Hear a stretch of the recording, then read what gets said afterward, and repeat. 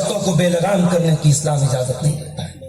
اللہ کے پیارے نبی فرماتے ہیں حفت النار بالشہوات، اگر انسان کو جہنم میں جانا ہے، اگر جہنم کی آگ میں جلنا ہے تو یاد رکھے کہ جہنم کو اللہ تعالیٰ نے شہوتوں سے گھیر دیا ہے۔ اگر انسان شہوتوں کے راستے پر چلے گا، خواہشات کے راستے پر چلے گا تو جہنم میں جائے گا۔ وحفت الجنت بالمکارہ، اور جنت کو اللہ تعالیٰ نے ناپسندیدہ چیزوں سے گھیر دیا ہے۔ بہت سارے مقامات زندگی میں آئیں گے جہاں اپنی خواہشات پر کنٹرول کرنا پڑے گا، اپنے من میں پیدا ہونے والی اچھاؤں کو مارنا پڑے گا، اپنی ڈیزائرز کو ختم کرنا پڑے گا، تب جنت آپ کو ملے گی۔ یوسف علیہ السلام کا واقعہ قرآن میں موجود ہے۔ کمرہ بند ہے، دروازے بند ہیں، جوان عورت ہے، خوبصورت عورت ہے، یوسف بھی جوان ہے اور عورت بلا رہی ہے، گناہ کی دعوت دے رہی ہے۔ میرے عزیزوں، میرے نوجوان ساتھیوں، آج ہمارا بہت نوجوانوں کا ایک بڑا طبقہ گناہ کے موقع تلاش کرتا ہے، بدکاری کے موقع تلاش کرتا ہے۔ یہاں یوسف علیہ السلام کو گناہ کا موقع مل رہا ہے، گناہ چل کر کے ان کے پاس آ رہا ہے، عورت بلا رہی ہے اور کہہ رہی حی تلک، آ جاؤ میرے پاس، اے یوسف میری باہوں میں آ جاؤ۔ قال معاذ اللہ، حضرت یوسف کہتے ہیں اللہ کی پناہ چاہتا ہوں۔ قال معاذ اللہ انہ ربی احسن مثوایا انہ لا یفلح الظالمون۔ اے عزیز مصر کی بیوی، میں اتنا غلط کام تیرے ساتھ نہیں کر سکتا، تیرے شوہر نے مجھے اس گھر میں ٹھکانہ دیا ہے، یہ نمک حرامی، یہ حرام خوری، یہ ناشکرا پر میں نہیں کر سکتا، یہ ظلم میں نہیں کر سکتا۔ میرے عزیزوں، شہوتوں کے فتنے سے اپنے آپ کو بچا کے رکھو۔ بڑا افسوس ہوتا ہے جب مسلمان برقع نشین لڑکی ریلوے اسٹیشنوں پر اپنے محبوب کی باہوں میں باہیں ڈال کے نظر آتی ہے۔ بڑا افسوس ہوتا ہے جب کسی کافر اور مشرک کے ساتھ برقع نشین لڑکی جو گھر سے برقع اور نقاب میں نکلی تھی، اپنی ماں کی آنکھوں میں دھول جھونک کر، اپنے باپ کو دھوکہ دے کر گھر سے نقاب میں نکلی تھی اور باہر وہ بدکاری اور زناکاری کی لعنت میں مبتلا نظر آتی ہے اور کسی کافر اور مشرک کی باہوں میں نظر آتی ہے۔ یہ منظر دیکھ کر بڑا افسوس ہوتا ہے۔ میرے عزیزوں، آج ہماری نوجوان نسل کے اندر اگر کسی چیز کی کمی ہے تو حیا کی کمی ہے۔ اللہ کے پیارے نبی نے فرمایا الحیاء والایمان قرنا جمیعا، حیا اور ایمان دونوں لازم اور ملزوم ہیں، دونوں ایک سکے کے دو پہلو ہیں۔ اگر حیا نکل جائے تو ایمان نکل جاتا ہے اور ایمان نکل جائے تو حیا نکل جاتی ہے۔ آج حیا نکل رہی ہے اور جتنی تیزی سے ہماری نئی جنریشن بے حیا ہوگی، میری بات لکھ کے رکھ لو، جتنی تیزی سے بے حیا ہوگی اتنی تیزی سے بے ایمان ہوگی۔ حیا اور ایمان کا بڑا گہرا رشتہ ہے۔ اور آگے بڑھی ایک اور فتنہ ہے اس دور کا، سوشل میڈیا کا فتنہ۔ سوشل میڈیا کا فتنہ، ایک زمانہ تھا بدکاری اور زناکاری کے راستے محدود تھے، پورے گاؤں میں، پورے علاقے میں کسی لڑکے اور لڑکی کے بارے میں پتہ لگ جائے کہ اس کے کیریکٹر میں، اس کے کردار میں کوئی خرابی ہے، پورا سماج کہتا تھا کہ یہ غلط لڑکا ہے، یہ غلط لڑکی ہے۔ سوشل میڈیا نے آج وہ حالات پیدا کر دیے کہ آج باعزت کون ہے، پاک دامن کون ہے، پاک کردار والا کون ہے، یہ پہچاننا بڑا مشکل ہے۔ پیارے نبی صلی اللہ علیہ وسلم نے فرمایا جب عورت اور مرد تنہائی میں ملتے ہیں، لا یخلون رجل بامرأۃ، جب ایک مرد کسی عورت کے ساتھ اکیلے میں ملتا ہے، چاہے وہ مرد اپنے دور کا سب سے بڑا متقی انسان ہو اور وہ عورت اپنے دور کی سب سے بڑی عالمہ ہو، جب مرد و عورت اکیلے میں ملتے ہیں الا وثالثہم الشیطان، تو تیسرا وہاں شیطان ہوتا ہے، تیسرا وہاں شیطان ہوتا ہے۔ میرے بھائیوں، میری بہنوں، واٹس ایپ پر بھی تیسرا شیطان بیٹھا ہے، انسٹاگرام پر بھی تیسرا شیطان بیٹھا ہے، فیس بک کے میسنجر پر بھی تیسرا شیطان بیٹھا ہے۔ یہ آن لائن ایک دوسرے سے گفتگو کرنے کے جو بہانے تلاش کیے جاتے ہیں اور السلام علیکم سے بات شروع ہوتی ہے، دعا سلام سے بات شروع ہوتی ہے اور بات ختم ہوتی ہے زناکاری اور بدکاری پر۔ یاد رکھو یہ ایسے ہی ختم نہیں ہوتی ہے، شیطان لگا ہوتا ہے۔ اس لیے اپنے بھائیوں سے بھی کہنا چاہوں گا، اپنی بہنوں سے بھی کہنا چاہوں گا، سوشل میڈیا کا استعمال کرو مگر بہت سوچ سمجھ کر کے کرو۔ تمہاری انگلیوں نے کیا ٹچ کیا ہے، تمہاری آنکھوں نے کیا کیا دیکھا ہے اور تم نے کیا کیا اپنے کانوں سے سنا ہے، سب کا حساب لیا جائے گا۔ حتی اذا ما جاؤوها شہد علیہم سمعهم وابصارهم وجلودهم بما كانوا يعملون. قیامت کے دن تمہاری چمڑی گواہی دے گی، تمہاری آنکھیں گواہی دیں گی، تمہارے کان گواہی دیں گے. وقالوا لجلودهم لما شهدتم علينا قالوا انطقنا الله الذي انطق كل شيء. انسان کہے گا اپنی چمڑی سے کہ تو کیسے بول رہی ہے، تو کیسے بات کر رہی ہے. انسان کی چمڑی کہے گی اللہ نے آج ہمارے اندر ریکارڈنگ سسٹم رکھا تھا اور آج ہمیں اللہ نے بولنے کی طاقت دی ہے. انسان کی چمڑی بولے گی اس چمڑی سے انسان نے کیا کیا کیا، اس انگلی سے کیا کیا ٹچ کیا. انسان کا سارا کچا چٹھا اس کے اعضاء گواہی دیں گے. میرے بھائی آج آپ سوشل میڈیا پر کوئی چیٹنگ کر کے اس کو ڈیلیٹ کر سکتے ہیں، براؤزر پہ کوئی چیز دیکھ کر کے اس کی ہسٹری کو ڈیلیٹ کر سکتے ہیں، اپنے فون کو آپ پورا اس کو ڈیلیٹ کر سکتے ہیں، پورا ڈاٹا اس کا ختم کر سکتے ہیں. مگر وہ ڈاٹا جو اللہ کا ریکارڈ ہو رہا ہے اس کو کیسے ڈیلیٹ کرو گے؟ وَكُلَّ إِنسَانٍ أَلْزَمْنَاهُ طَائِرَهُ فِي عُنُقِهِ وَنُخْرِجُ لَهُ يَوْمَ الْقِيَامَةِ كِتَابًا يَلْقَاهُ مَنشُورًا. ہر انسان کا نام اعمال قیامت کے دن ہم اس کی گردن میں ڈالیں گے اور ہم کہیں گے اقرا کتابک کفی بنفسک اليوم علیک حسیبا. اے انسان اب تو پڑھ اپنا نام اعمال، تو پڑھ اپنی کتاب، تیرا حساب ہم بعد میں لیں گے، پہلے تو خود اپنا حساب لے لے تیرے ساتھ کیا ہونا چاہیے. میرے نوجوان بھائی اور بہنوں، یہ سوشل میڈیا پہ لائک پانے کے چکر میں یہ ابھی کل بہار میں ایک جگہ میرا پروگرام تھا، اس گاؤں کے لوگوں نے بتایا کہ بہت سارے نوجوانوں نے کامیڈی چینل بنا کے رکھے، یوٹیوب پر کامیڈی چینل، اس میں لڑکا لڑکی کی ایکٹنگ کر رہا ہے، لڑکی کی بولی نکال رہا ہے، ساڑی پہن رہا ہے. یہ نوجوان پیسہ کمانے کے لیے سب کر رہا ہے.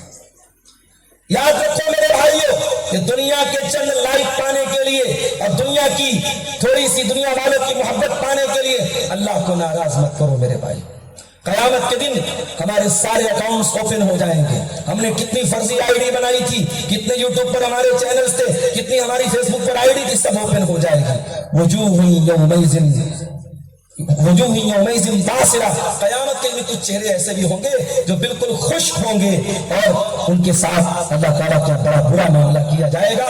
ہم دنیا میں اپنے خوبصورت چہروں کو فلٹر کر کے شاید فیس بک اور انسٹاگرام پر سجا لیں، لیکن قیامت کے دن آخرت میں میرے عزیزوں اگر ہمارے اعمال صحیح نہیں ہوں گے تو اللہ کہہ رہا ہے کہ وہ چہرے بدصورت ہو جائیں گے. اللہ ہم سب کی حفاظت فرمائے. اور آگے بڑھیے. اس دور کے فتنوں میں ایک بہت بڑا فتنہ علماء سے دوری کا فتنہ ہے، اور میرا تجربہ بتاتا ہے، میرا مشاہدہ بتاتا ہے کہ دین کا کام کرنے کے نام پہ وہ لوگ جو پراپر چینل سے نہیں آتے، بڑے غور سے سنیے گا میری یہ بات، دین حاصل کرنا ہے پراپر چینل سے آؤ. یہ مدرسے کیوں بنے ہیں؟ کبھی آپ نے غور کیا؟ کتاب پڑھ کے اگر عالم بن سکتے تھے، قرآن و حدیث کو ڈائریکٹ پڑھ کر کے عالم بن سکتے تھے، تو کیا بے وقوف مدرسہ سلفیہ پرساد کے اساتذہ جو دن رات محنت کر کے بچوں کو پڑھا رہے ہیں، کیا جامعہ سلفیہ کی کوئی ضرورت نہیں تھی؟ کیا جامعہ سنابل کی کوئی ضرورت نہیں تھی؟ کیا جامعہ محمدیہ منصورہ مالیگاؤں کی کوئی ضرورت نہیں تھی؟ کیا جامعہ احمدیہ سلفیہ دربھنگہ یا ابن تیمیہ چمپارن کی کوئی ضرورت نہیں تھی؟ یہ ادارے کیوں بنے؟ یہ مدرسے کیوں بنے؟ کیونکہ دین کو حاصل کرنے کا یہ پراپر چینل ہے. یہ دین کو حاصل کرنے کا پراپر طریقہ ہے کہ دین کو آتھینٹک علماء سے سیکھا جائے، دین کی بنیادوں کو سیکھا جائے، دین کے اصولوں کو سیکھا جائے، عربی زبان کو سیکھا جائے. اب میرا تجربہ سن لو کہ جو اس پراپر چینل سے نہیں آئے اور دین کے کام میں وہ لگے، ان کی گفتگو کا لب لباب کیا ہے؟ علماء کام نہیں کر رہے، میں کر رہا ہوں. یہ جتنے انجینئر علانے فلانے ڈکانے یہ سب کیا ہے؟ ان کی گفتگو کا محصل کیا ہے؟ حساب علماء کچھ نہیں کرے، ہم کر رہے ہیں. تو دین سے دور کرنے کی پہلی سیڑھی ہے کہ آپ کو علماء سے دور کیا جائے گا. جب آپ کو یہ سکھایا جائے گا کہ علماء تو دین چھپا رہے ہیں، دین تو میں بتا رہا ہوں. یہ علی مرزا کیا بولتا ہے؟ یہ انجینئر علی مرزا کیا بولتا ہے کہ بھائی میں وہ بات بتا رہا ہوں جو علماء نے نہیں بتائی. ایسی کون سی بات ہے بھائی؟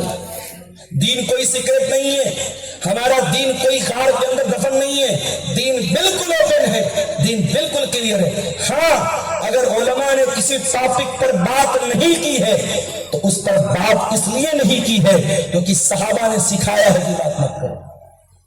بہت سے ٹاپک ایسے ہیں، صحابہ کے بیچ میں جھگڑے ہوئے، صحابہ کے بیچ میں اختلافات ہوئے، سلف سے لے کر آج تک جو علماء کا موقف رہا، جو صحابہ کا موقف رہا، جو تابعین کا موقف رہا، کہ ہمیں کیا ضرورت ہے صحابہ کے آپس کی جھگڑوں میں پڑنے کی؟ صحابہ سب ہمارے نزدیک محترم ہیں، صحابہ سب جنتی ہیں۔ ہم صحابہ کا جب بھی ذکر کریں گے اچھے انداز میں کریں گے، ان کے درمیان اگر غلط فہمیاں ہوئی ہیں، جھگڑے ہوئے ہیں، اللہ تبارک و تعالیٰ ان سے حساب لے گا اور وہ اللہ کو حساب دیں گے۔ ہمیں جو سکھایا گیا ہمارے نبی نے اور اللہ نے یہ کہا وَكُلًّا وَعَدَ اللَّهُ الْحُسْنَىٰ، تمام کے تمام صحابہ جنتی ہیں، ہم اس پر ایمان رکھتے ہیں۔ اس میں کون سی غلط بات تھی میرے بھائی؟ اس میں کون سی غلط بات تھی کہ اس کی بنیاد پر یہ کہا جائے کہ صاحب ہم وہ بات بتا رہے جو علماء نہیں بتائے؟ میں واللہ کہہ رہا ہوں، میرے تجربہ بتاتا ہوں، نظریں اٹھا کے دیکھ لو کہ جو علی مرزا کو سننے والے لوگ ہیں، جو ڈاکٹر اسرار احمد کو سننے والے لوگ ہیں، جو اس طریقے کے غیر عالم لوگوں کو سننے والے لوگ ہیں، ان کی ذہنیت میں، ان کی مینٹلٹی میں، ان کی مانسکتا میں پہلا فرق یہ آئے گا وہ علماء سے بدزن ہو جائیں گے۔ ان کے حساب سے علماء کوئی کام نہیں کر رہے ہیں۔ یاد رکھو میرے بھائیوں، یہ علماء ہی ہیں جن کی بدولت دین ہمیں اور آپ کو مل رہا ہے۔ یہ نسل در نسل، جنریشن بائی جنریشن علماء ہی ہیں جن کے ذریعے ہمیں دین مل رہا ہے۔ اور یاد رکھو جب علماء ختم ہو جائیں گے تو آپ کو دین سکھانے والے جاہل بچیں گے، اور جب جاہل دین سکھائیں گے تو پھر دین نہیں سکھائیں گے، پھر دین کے نام پہ چوچو کا مربع سکھائیں گے۔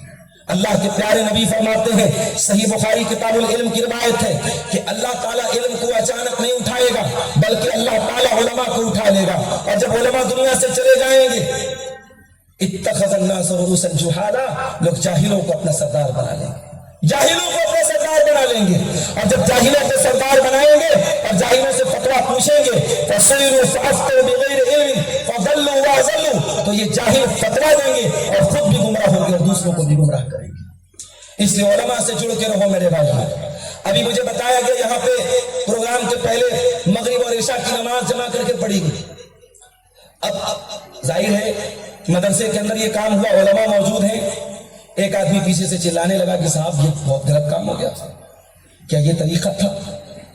یہ طریقہ تھا کہ ہم نے سمجھ رکھا ہے کہ اہل حدیث صرف سینے پر ہاتھ باندھنے کا نام اور رفع الیدین کرنے کا نام ہے؟ نہیں میرے بھائی، اہل حدیث پورے ایک لائف اسٹائل کا نام ہے۔ اگر آپ کو وہ طور طریقہ نہیں آتا جو محدثین کا تھا، اگر آپ کو وہ تہذیب، وہ تمیز، وہ شائستگی، وہ سلیقہ نہیں آتا جو ہمارے علماء نے ہمیں سکھایا ہے، تو معاف کیجئے، صرف سینے پر ہاتھ باندھنے کا نام سلفیت اور اہل حدیثیت نہیں ہے۔ علماء موجود ہیں اور آپ پیچھے سے چلا رہے ہیں۔ آپ کو معلوم ہے کہ بغیر کسی بارش کے، بغیر کسی خوف کے بھی اللہ کے پیارے نبی نے 2 نمازوں کو جمع کیا۔ بخاری کی روایت ہے عبداللہ ابن عباس، وہ کب جمع کیا آپ نے؟ جب آپ کوئی ایسی ایمرجنسی آ جائے، کوئی ایسا کام پڑ جائے کہ مغرب کے ٹائم آپ وہ کام شروع کریں گے اور ہو سکتا ہے کام لمبا کھنچ جائے، عشاء تک آپ کو موقع نہ ملے، آپ مغرب اور عشاء کو پڑھ لیں، آپ اپنے گھر میں پڑھ لیں، سفر کی کوئی قید نہیں ہے، جواز ملتا ہے اس کا۔ اور تمام بڑی بڑی کانفرنسوں میں یہاں سے لے کے پاپڑ تک ہماری جماعت کے کبار علماء کی موجودگی میں 2 نمازوں کو جمع کیا گیا۔ اور جو اگر امام پڑھانے والا مقیم ہے وہ 4 پڑھے گا، اگر مقیم نہیں ہے مسافر ہے تو وہ 2 پڑھے گا، اگر وہ 2 پڑھائے گا پیچھے پڑھنے والے جو علاقے کے رہنے والے لوکل لوگ ہیں وہ اٹھ کر کے 2 پوری کریں گے۔ یہی طریقہ ہے میرے بھائی۔ آپ علماء سے سوال نہیں کریں گے، آپ چلانے لگیں گے، آپ چیخنے لگیں گے۔ معاف کرنا میرے بھائی، یہ اہل حدیثیت نہیں ہے، یہ سلفیت نہیں ہے۔ اللہ کے پیارے نبی نے فرمایا لیس منا من لم يرحم صغیرنا ولم يوقر کبیرنا ولم يعرف لعالمنا حقہ، کہ 3 کام جو نہ کرے وہ میری امت کا انسان نہیں ہے، اس کو میری امت سے تعلق جوڑنے کی ضرورت نہیں ہے۔ جو چھوٹوں سے پیار نہ کرے، جو بڑوں کا احترام نہ کرے، اور جو علماء کو ان کا حق نہ دے، علماء کو ان کا حق دیجیے میرے بھائی۔ آپ خود مفتی نہ بنیں، اور اسی لیے میں اس دور میں خاص طور سے کہتا ہوں یہ انٹرنیٹ اور گوگل اور سوشل میڈیا یہ آپ کو بہت سارے سوالوں کا جواب دے سکتے ہیں، مگر آپ کو اگر ڈاکٹر بننا ہے تو آپ کو نیٹ کا ایگزام پاس کرنا پڑے گا، इंटरनेट और गूगल पे किताबें पढ़ के आप डॉक्टर तो नहीं बन सकते, इंजीनियर तो नहीं बन सकते, उसका एक तरीका है।